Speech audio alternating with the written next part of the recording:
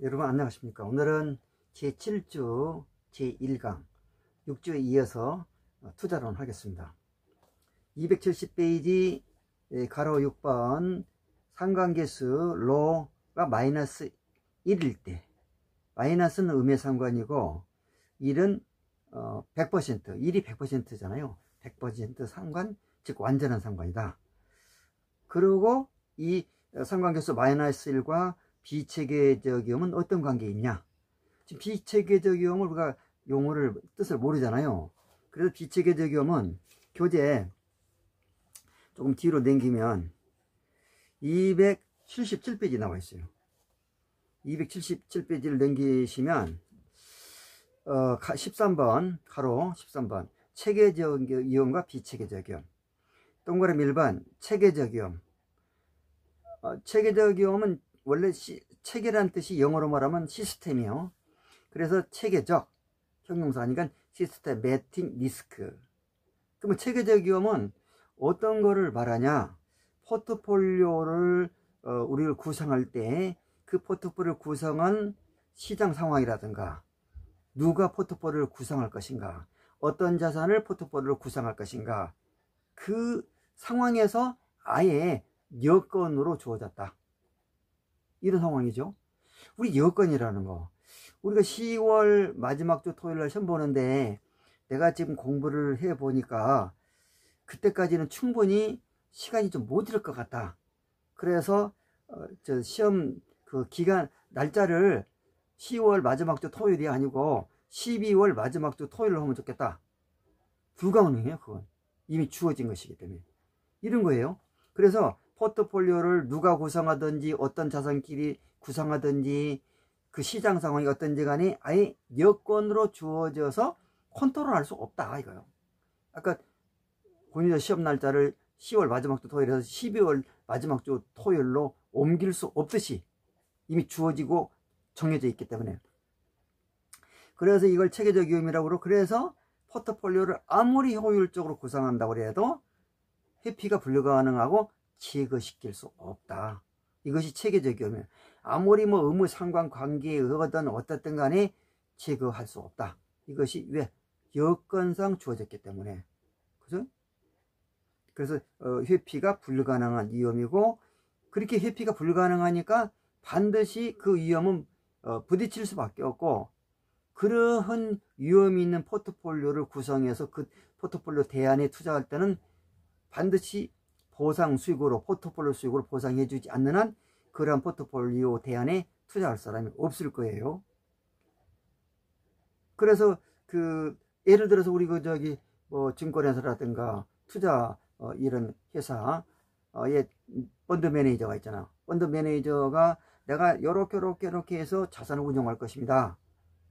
그렇게 아무리 펀드 매니저가 해도 그 주어진 위험을 제거시킬, 전쟁이 일어났다, 못 피해요. 그건 다 도망가야지. 펀드 매니저고 뭐고 간에. 그러니까 이게 회피가 불가능한 위험이고, 그 다음에 동그라미 2번 비체계적 위험은 의무 상관관계, 서로 상쇄시킬 수 있는 그런 자산끼리만 결합하게 되면 제거시킬 수 있는 위험이 비체계적 위험이다. 영어로 말하면 unsystematic risk. 왜 영어를 가끔 얘기하냐면 시험 지문에도 그렇게 영어가 등장하니까, 그래서 낯설지 않도록 제가 영어를 말합니다. 자, 그래서 비체계적 위험은 시스테매틱 리스크가 아니다. 아닐 삐자. 그래서 unsystematic risk. 그러니까 제거될 수 없는 위험이 아니다. 그 반대는 제거시킬 수 있는 위험이네요. 그래서 격반, 의무 상관관계에 의해서 제거될 수 있고, 제거될 수 있으니까 그런 위험은 포트폴리오를 효율적으로 구성해서 피할 수 있는 위험이다. 그렇죠? 피할 수 있는 위험이다. 이걸 회피 가능한 위험이라고 그러고, 의무 상관관계에 의해야 제거시킬 수 있어요. 그 다음에 니을번을 보면 의무 상관관계가 아닌 자산끼리, 의무 상관관계가 아닌 자산끼리 양해 상관이 되는 자산끼리 아무리 포트폴리오를 효율적으로 이렇게 구성한다고 해도 제거시킬 수 없어요. 그렇기 때문에 포트폴리오 효과가 나타나지 않아요. 자, 이게 체계적 위험, 정리하면 제거시킬 수 없는 이염, 회피 불가능한 이염, 비체계적 이염, 제거시킬 수 있는 이염, 회피 가능한 이염. 이렇게 정리가 되고, 다시 앞에 270페이지로 넘어오면 비체계적 이염 개념 때문에 뒤에 갔다 왔는데, 상관계수 로 마이너스 1과 비체계적 이염. 자, 그러면 상관계수가 x와 y의 상관계수를 여기 갖다가 마이너스 2를 예를 들으려고 해요, 이게. 근데 마이너스 2x다. 아, 요거 좀 마음이 급하니까 이거 지금 상관계수를 쓰고 이차함수를 써야 되는데 막 두 개를 섞어서 썼네요. 마이너스 1이다. 여기에서 2는 음의 상관이고, 그치? 얘는 뭐냐? 얘는 완전한 상관, 100%니까 얘를 완전한 상관, 그리고 100%, 그리고 1의 상관, 똑같은 얘기요. 그래서 확실히 음의 상관이면 반대로 섞은 거예요. 우상과 양상 만들었을 때. 자, 그 다음에 이제 요걸 2차 함수로 표현하면 y는 이꼴 마이너스 2x다. 자, x에다 1을 대입해봐요. 그럼 y는 마이너스 2가 되죠. x에다 2를 대입하면 y는 마이너스 4가 되죠. 이 2는 4니까. x에다 3을 대보면 얘는 마이너스 6이에요. 그러면 1, 2, 3이 이게 뭐냐면 요건 1씩 늘어나고 있잖아, 이게. 요건 1씩. 얘는 반대로 마이너스씩 줄어들고 있어, 이게. 마이너스 있어. 그런데 그 간격이 일정해요. 얘가 1이 움직일 때마다 얘는 2가 움직여. 그러니까 아까 여기서 1을 대입할 때 이렇게 이런 관계가 되죠. 그래서 일정하게 비례 관계를 가져요. 하여간 무조건 x가 1이 많아지면 y는 2가 작아진다. 이 상황에서도 그렇고 이 상황에서도 그렇고 그렇다. 그럼 이 상황 이 상황 그 상황은 뭐냐? 우리가 이제 양산과 우산을 만들었을 때 이제 첫 번째 흐리다. 그러면 우산 만들어도 조금 흐린 사람 경우에도 우산을 가져간 사람도 있고, 양산 만든 사람은 양산 무슨 흐리는데 뜨겁지도 않은데 아니고, 그 다음에 2는 뭐냐? 이제 가랑비가 온다. 그럼 우산 만든 사람은 아까 흐린 경우에도 우산을 준비했는데 샀는데 가랑비는 더 많이 우산을 사겠죠. 그 다음에 양산은 덥지도 않은데 가랑비까지 오는데 무슨 덥지도 않은데 양산을 하느냐, 이 상황이고. 그 다음에 3은 완전히 소나기가 온다. 그러면 양산 만들면 득을 많이 봐요. 왜? 너나 없이 우산을 사야 되니까. 그러나 소나기가 오는데 무슨 양산이요? 응?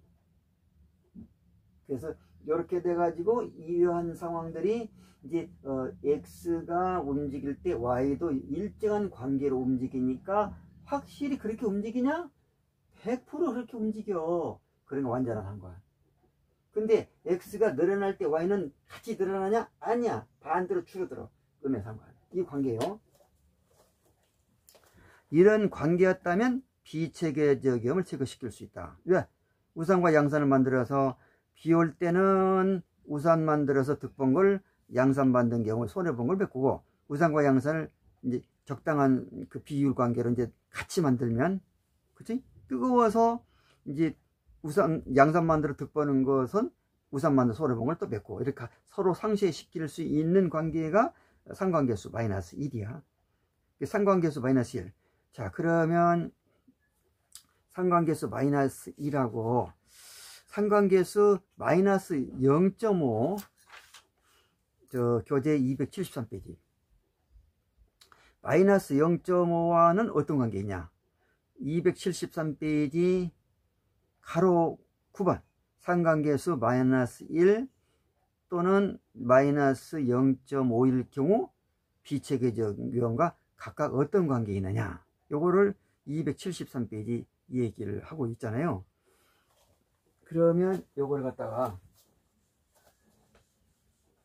마이너스 1인 경우하고 마이너스 0.5인 경우,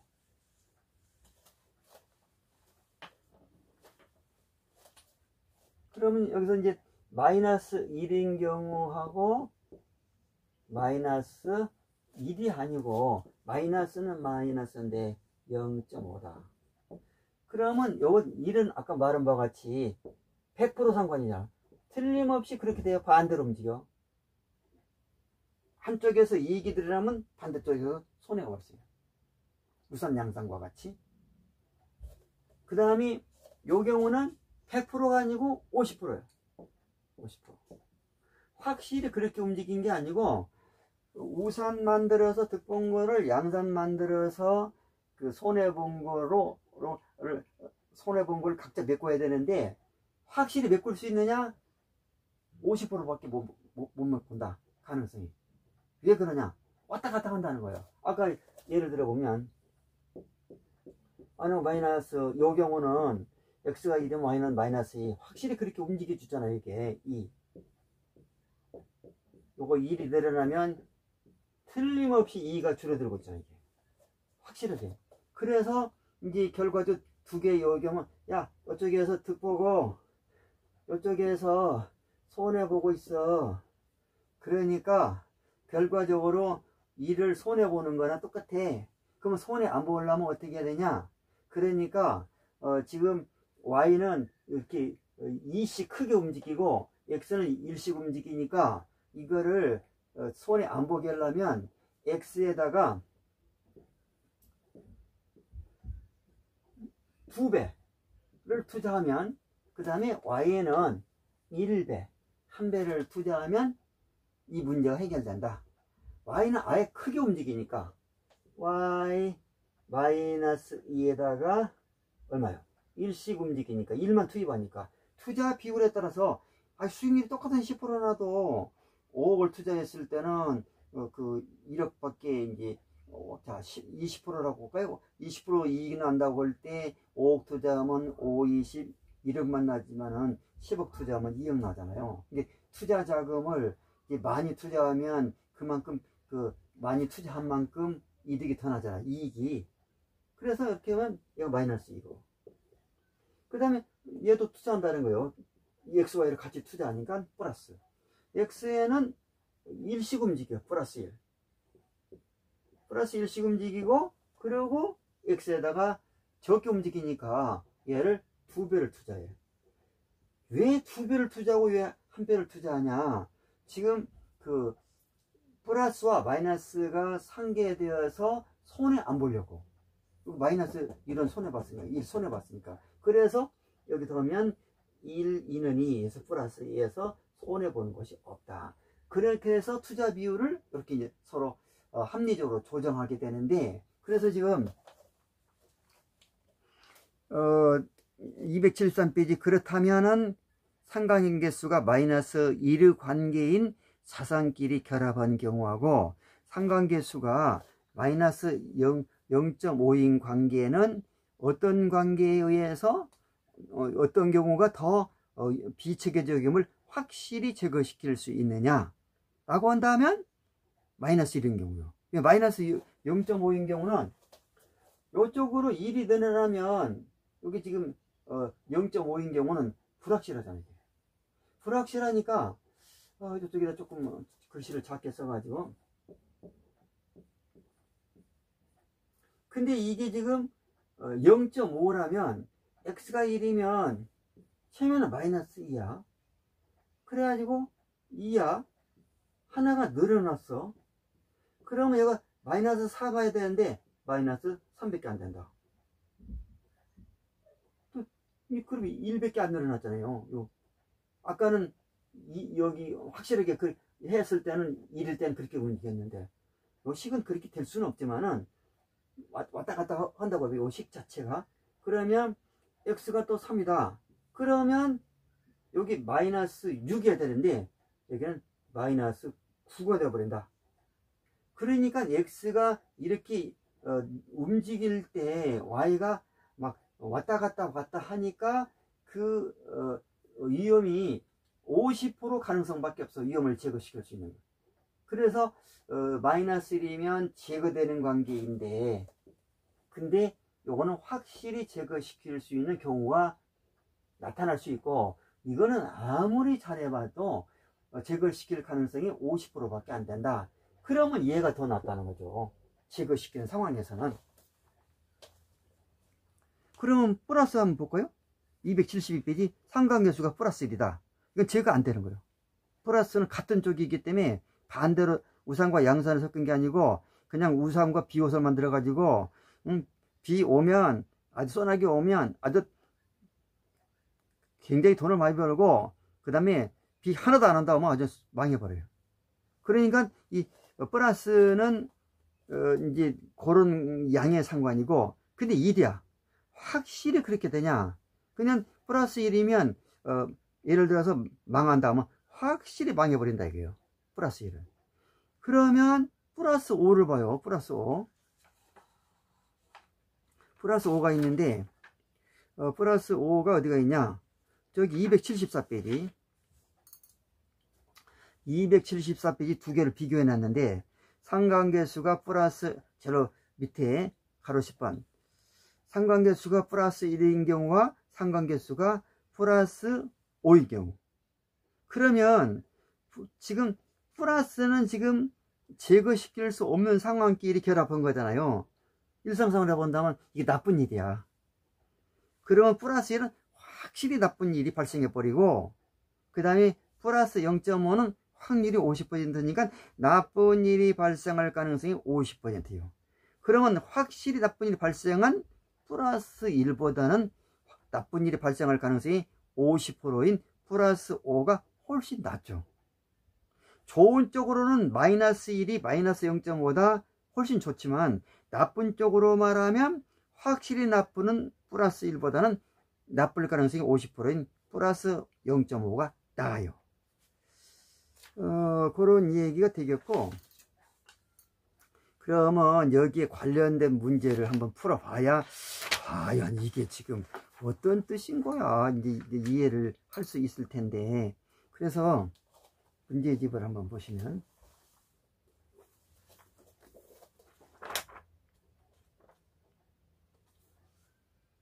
109페이지 한번 봐요. 109페이지 기출문제집 109페이지 기출문제집 109페이지 70번. 여름 유형이 여기도 나오고 저기도 나오고 하는데 그냥 그 대표적으로 하나 푸는 거예요. 이제 여기 진도 끝나면 이 기출 문제집 중에서 몇 번 푸는 거 좋겠다 하고 제가 나중에 번호 다 가르쳐줘요. 다 골라놨어요. 근데 지금은 초창기이기 때문에 차근차근 할 수밖에 없어요. 그리고 시험 나올 지문도 있어요. 254개인가? 그것만 하면 한 60점 이상 맞아요. 계산 문제는 거기서 빠졌는데, 그 지문이기 때문에 계산 문제 빠졌는데, 계산 문제 거기다 플러스 하면 한 80점 맞아요. 그러니까 일단 교과서나 문제집 강의 도중에는 열심히 하고, 또 나중에 또 정리할 때는 또 그거 하고, 그리고 여러분이 이렇게 어려운 것 같지만 첫 시간에 얘기했듯이 그 작년에 부동산학과는 92.5를 맞은 사람도 있어요. 2차까지 되고. 그러니까 쭉 하다 보면 그렇게. 근데 그분은 한 번도 결석한 적도 없고 반드시 복습을 했어요. 여러분도 그렇게 하면 92.5 맞을 수 있어요. 자, 그러니까 그 보시면 교과서 109페이지 70번 ABC 세 개의 부동산에 대한 투자 성과, 투자 결과가 어떻냐 이거예요. 투자 성과 측정을 통해서 다음과 같은 결과를 얻었다. 결과에 대한 설명 중 바르지 않는 거, 틀린 거. 지금 포트폴리오를 뭐 증권, 예금, 뭐 부동산 이렇게 하는 게 아니고 부동산의 종류를 이렇게 A, B, C로 했어요. 뭐 A가 주거용일 수도 있고, B가 상업용일 수도 있고, C가 공업용일 수도 있고, 또 A가 광주에 있는 부동산일 수도 있고, 또 B가 대구에 있는 부동산일 수도 있고, C가 서울에 있는 부동산일 수도 있어요. 여기는 하나 이해에 불과하니까. 그래서 그 수익률의 기대치가 A 부동산은 10% 그렇게 수익이 날 것 같고, 그 다음에 B부동산은 14% 날 것 같고 C부동산은 13% 날 것 같다. 그러면 생각 같아서는 싹 다 몰아서 부동산에다 100% 다 투자해버리지, 있는 돈 다 끌어와서. 아니죠. 지금 B가 만약에 상업역인데 완전히 상가는 완전히 임대 안 나간다, 코로나 때문에. 주택은 그래도 살아야 되니까 잘 나간다. 그러면 어떡할 거예요 이게. 그러니까 몰아서 할 수 없고 분산 투자하고 있는 거예요. 그리고 수익률 표준 편차 보니까 그 수익률이 지금 A부동산은 10%인데 표준 편차는 7%고 B부동산은 수익률이 14%인데 15%고 C부동산은 13%인데 16%예요. 일단 B부동산하고 C부동산을 한번 비교해 보면 B와 C를, 지금 B는 C보다는 수익률도 14%로 13%보다 높은데 또 위험, 표준 편차 위험은 낮을수록 좋잖아요. 기대치에서 벗어난 것이니까. 수익률의 표준 편차는 C부동산은 16%인데 B부동산은 15%. 아주 좋은 점만 가지고 있어. 수익률은 높고 위험은 작고. 그러면 B와 C를 비교하면 B를 골라야 돼. 그 다음에 A와 B를 비교해 봐요. A와 B를 비교하면 A에 대해서 B는 수익률도 높지만은 표준 편차 위험도 높아요. 7%에서 15%니까 이런 상황이다. 그리고 이 부동산 실물 자산과 금융상품을 지금 섞어서 투자하면 어떻겠느냐. 그래가지고 지금 금융자산을 끌어올려 그래. 금융자산에 지금 주식하고 유가증권, 주식하고 채권. 주식은 이익 배당 받는 거고 채권은 이자 받는 거잖아요. 확정이자. 그러니까 주식의 경우와 채권의 경우에 상관계수를 가르쳐주고 있어요. 그래서 A부동산과 주식의 상관계수는 0.765다. 플러스네. 그 다음에 A부동산과 채권의 상관계수는 0.458이다. 아까 앞에서 봤잖아요. 플러스 1바에야 작은 쪽이 좋다고. 아니, 떨어진다고 할 때 확실히 떨어진 것보다는 떨어질 가능성이 50%가 낮잖아요. 그러니까 지금 A부동산과 주식과의 결합하는 것보다는 A부동산과 채권과의 결합이 더 좋은 결합이다. 이걸 알 수 있고, B부동산하고 주식과 채권의 상관계수가, B부동산은 주식과 상관관계가 0.236이고 채권과 상관관계가 0.124. 이때도 채권이 주식보다 나쁜 쪽인데 작은 쪽이니까 더 나아요. 그러나 A부동산과 B부동산은 지금 A부동산하고 금융상품 섞은 것보다는 B부동산하고 금융상품 섞은 것이 상관계수가 플러스 중에서 가장 낮아요. 그 A보다는 B부동산하고 금융상하고 섞는 게 낫다. 그렇게 생각이 일단 들고, C부동산 주식과 상관계수가 플러스 0.567, 그 다음에 채권과 상관계수가 0.365. 그러면 채권이 더 낫고. 자, 한번 읽어봐요. 1번. A부동산은 다른 부동산에 비해서 위험은 가장 낮고 그 다음에 수익도 가장 낮다. A부동산 볼까요? 수익률 제일 낮네. 10%. 위험 볼까요? 표준 편차 가장 낮네. 맞네. 이건 틀린 거 골라야죠. 2번. A, B, C 부동산 모두 수익률의 움직임이 채권보다는 더 주식과 유사하다. 유사하다는 거하고 나쁘다는 거하고 달라요. 그러니까 플러스니까 같은 쪽으로 움직이잖아요. A 부동산이 올라갈 때 주식도 올라갈 가능성이 76.5%란 거예요. 0.765는. 근데 채권은 45.8밖에 안 돼요. 그래서 이제 A 부동산과 주식과의 움직임이 더 확률이 높아요. B 부동산도 마찬가지요. C 부동산도 마찬가지요. 그래서 얘는 맞아요. 3번. 변이계수를 통해 위험 조정 수익률을 측정하면 B부동산이 A부동산보다 더 우월한 상품이다. 지금 변이계수를 안 배웠잖아요.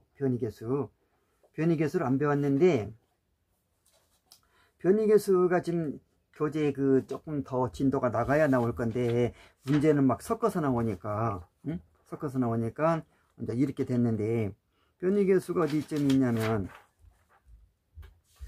282페이지쯤 가면 있어요. 교과서 잠깐 갔다 옵시다. 이게 변이계수가 나왔으니까 공부하고 푸는 게 낫잖아요.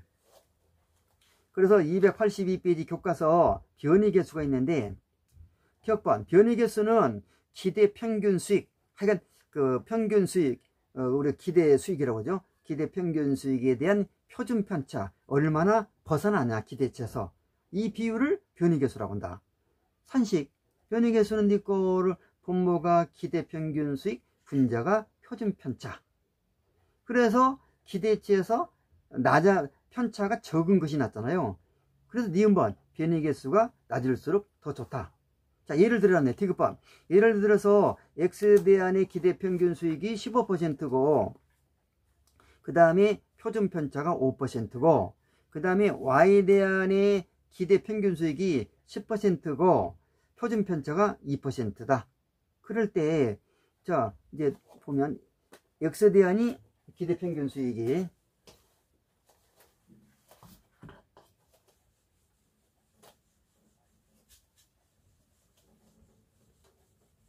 X와 Y 대안이 있는데, 변이계수에 의해서 X, Y 대신에 Y 대안이 어떤 대안을 고르는 것이 더 좋겠느냐, 요 얘기죠.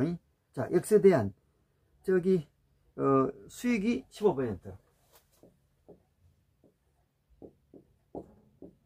그리고 편차가 5%.